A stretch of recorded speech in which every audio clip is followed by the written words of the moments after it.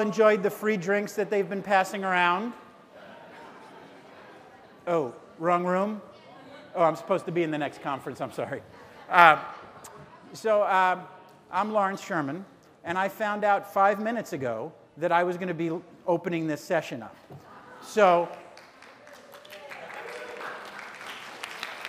it is so easy to get applause from you guys. Bob, you got an easy room. It's my pleasure to welcome you all to this Francis Maitland Award / Mentor-Mentee session. Okay? I'm just going to give you a couple of housekeeping remarks.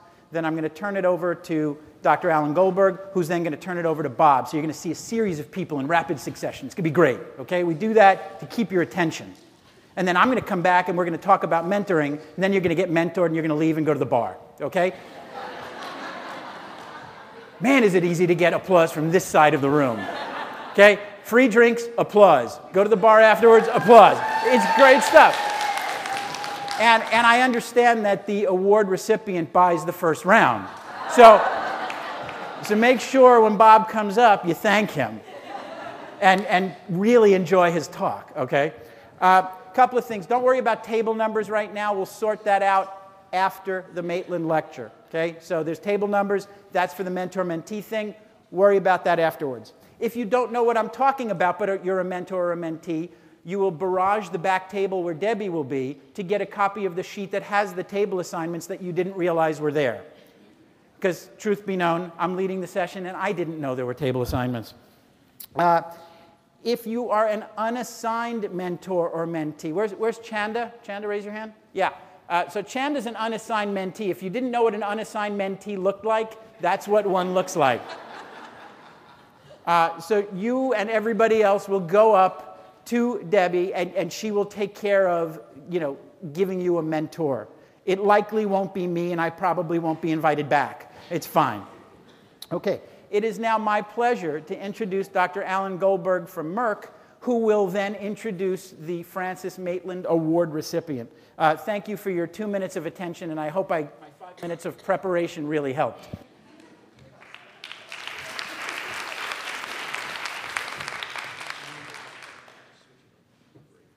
Thank you, Lawrence. Appreciate it.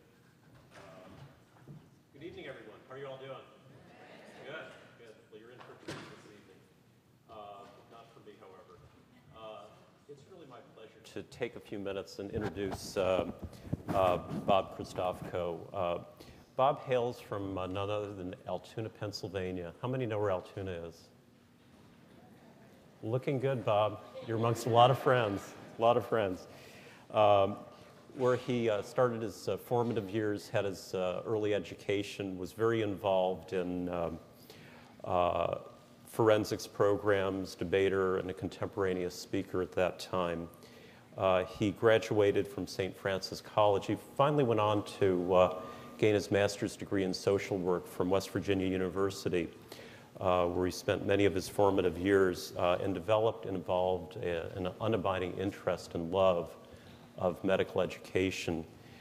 He spent the majority of his years in academia from 1988 until 2007 at the University of Alabama School of Medicine, where he was very, very involved in medical education and wrote prolifically and has contributed significantly to our literature.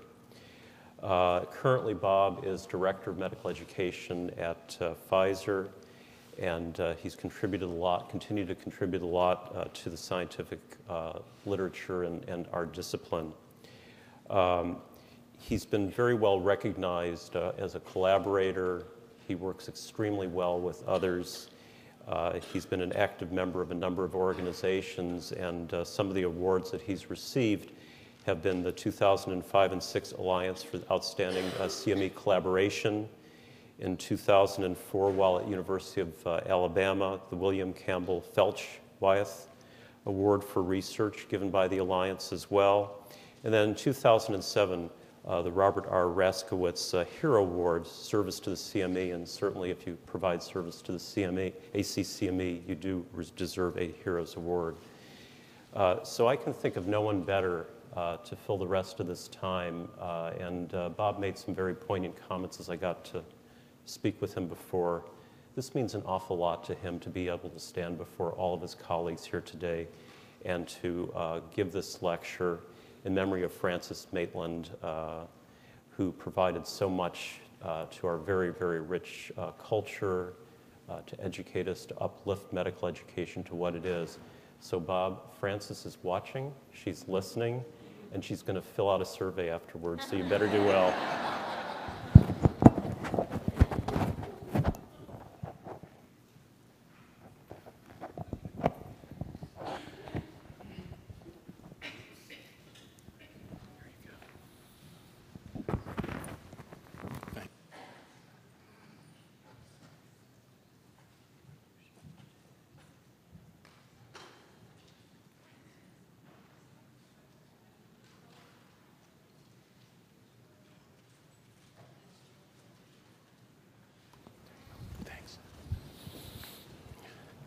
Thank you, Dr. Goldberg. And good evening, everybody. It is truly an honor to have been chosen to present this lecture. And I'll settle down in a second here. There's no recognition in the field that means as much to me as this opportunity. So it's with great sense of responsibility that I'll share with you some thoughts on mentoring. Named for Francis Maitland, the first executive director of the Alliance for CME, and now for continuing education in the health professions, and former secretary of the ACCME, we are here to examine the relevance of mentoring, discuss some useful strategies, and identify individual, personal, and professional goals to guide our participation in this meeting and our professional lives. Frances led by example. While she valued study and discussion, she believed that no contemplation or discourse was really worthwhile unless it was linked to action, to tactics and strategy that resulted in some sort of positive impact. Tonight, we're not going to spend a lot of time on reminiscences, aside from helping folks understand why this lecture was named for Francis. Nor am I going to spend a lot of time reviewing definitions of mentoring. And you're not going to be regaled with catchy quotes about mentoring either. What this short presentation is intended to provide you is a charge, a challenge to each of you to find how you can best serve in your job and your life. The notion of service is the central theme for tonight's discussion. So, exactly how am I going to do that in 15 minutes? It's going to be done by offering you a guide to mentoring, some principles that should be kept in mind in your pursuit of personal excellence. In my experience, I've had many mentors. Some have made deliberate efforts to educate and guide, and others, like coworkers, colleagues, and collaborators, may not even know the profound effect they've had. There are those that led by example, both good and bad. Still others who influenced me came in contact with me serendipitously, or actually, I'd prefer to say providentially. And they left their mark. Many times, the impact a person has on another isn't driven by a formal plan or some sort of precise intention, but is the result of a mutual interest and what I'm going to call a ready spirit. This spirit I consider to be the mentoring equivalent of the teachable moment. For those of us who will engage in the mentoring experience at this meeting, formally or otherwise, it would be well to begin by reflecting on the readiness of our spirit. As we contemplate that readiness, let's take a look at what I would offer as some mentoring attributes. To do this, in hopes that you'll remember them, they are done as a mnemonic. The first is motivation. True, you can influence people without setting your mind to it, but in fact, every action we take can be traced to some sort of motivation. We are considering motivation in mentoring as making a conscious effort to serve. In her work, Frances was motivated not just to get the job done, but to teach and serve at the same time. She understood that the success of an enterprise is, in some measure, driven by what motivates anybody to participate. The motivation of a mentor is critical to the impression they want to leave with those that they encounter. Encouragement.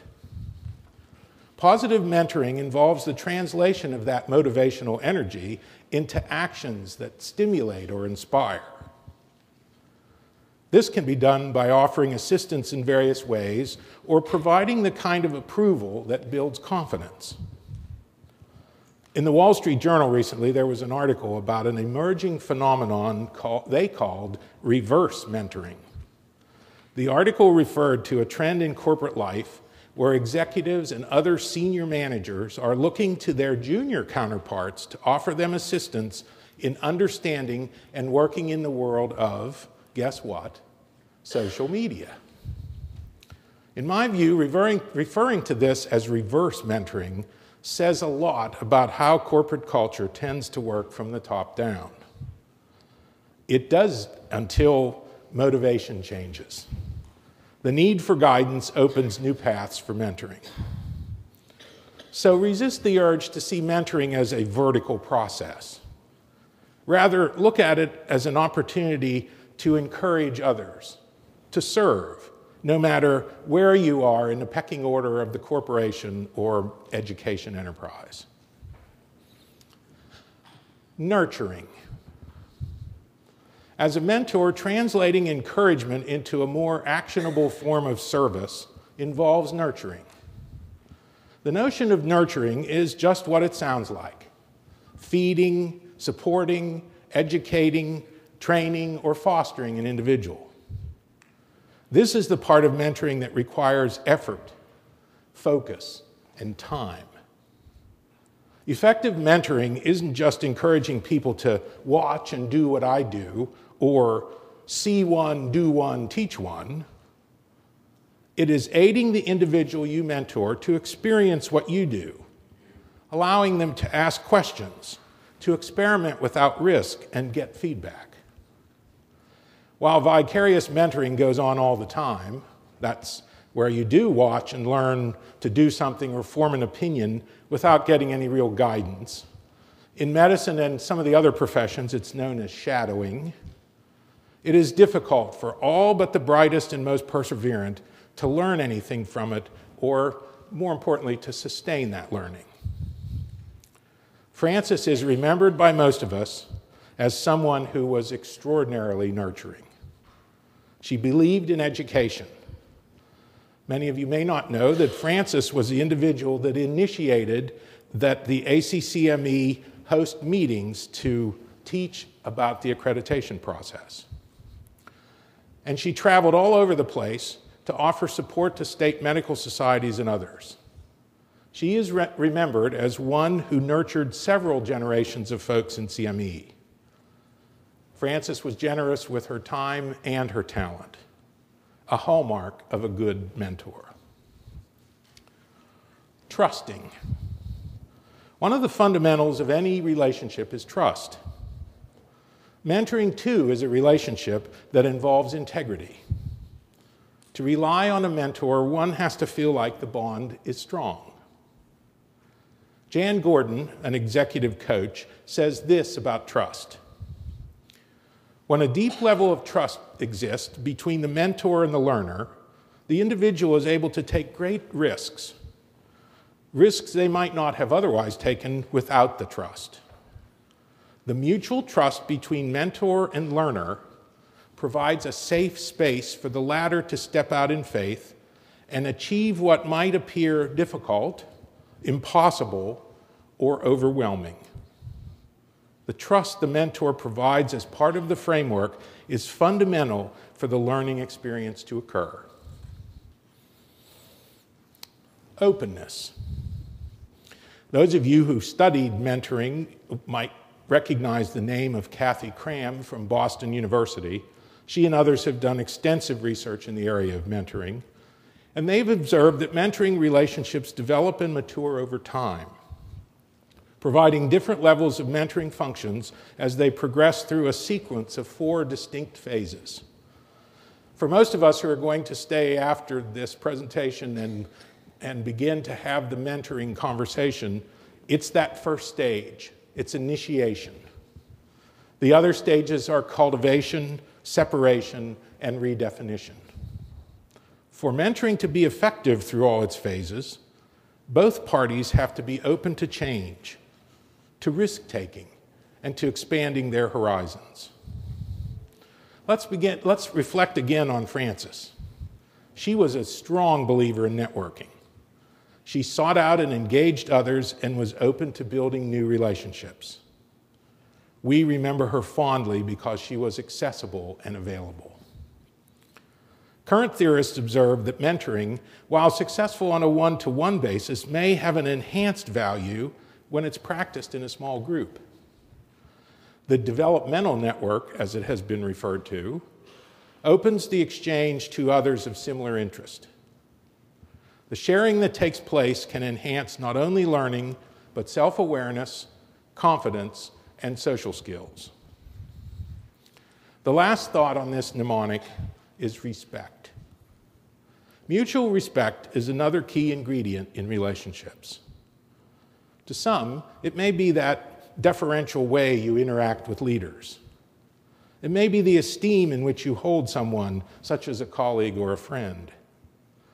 Any way you might reflect on respect, it's an important attribute in the mentoring process. Mutual respect enhances the effectiveness of learning. Respect facilitates positive interaction. Without it, the mentoring experience can become mechanical, limiting its potential benefit. Again, from Jan Gordon, this comment about respect. The mentor and the learner share a deep respect for the common pursuit, as well as for the underlying values driving that pursuit. It is the shared respect that connects and provides the foundation for the work that the mentor and the learner will do together. So hopefully, in this little bit of time, I've added a little to your insight about the concept of mentoring. Maybe spending these few minutes has helped you organize your thinking about how you will work as a mentor or mentee during this meeting. Hoping that it would be useful to you, I've prepared a small laminated card with the mnemonic on it. I'll figure out a way to distribute them once we're done. On the reverse side of the card are some steps you might take in preparation to one day participate in your own developmental network. The steps on the card may likely be relevant to you no matter what your pursuits. My career has been blessed with some truly remarkable folks, all who've mentored me in one way or another. Many of these relationships, and I could point out a bunch of the folks I see in the audience, many of these relationships now are cherished friendships. We don't have the time for me to list all the folks that just in the field of CME that I feel like have given me direction, have considered what they've had to offer as service. And frankly, remembering, they say when you get older, you remember your past a lot better than you do the things currently, and I'm afraid I'm beginning to realize that fact. And I recall when I was first starting in CME, I didn't even know what it meant. I was a half-time coordinator that was told to build this CME program. And so I was this poor kid that had to sort of learn by doing. And I can remember 3 or 4 people, I can remember them vividly, 3 or 4 people that never hesitated to give me time for the answer the dumbest questions. Now, you know, they'd all give you that stuff about there are no such thing as dumb questions. That depends on which side of the question you're on. And frankly, those memories are what drives what I try to do from a mentoring perspective. I owe it back. So when you, and I would want to leave you with a couple of things. When you resolve to serve, it's been my experience that you always, and I'll hesitate and say again, always get more than you give. In the end, may we always feel like we learned more than we imparted. And if you go away with only one thought after this presentation, may it be that your view, as you view your role as a mentor or mentee, you view it as one who is in service. Service to learning, the profession, to your colleagues, and ultimately as educators, to the patient that we all serve. Allowing myself one quote to conclude this presentation, it comes from Winston Churchill. We make a living by what we get. We make a life by what we give. My thanks for the opportunity, the honor, and for your attention.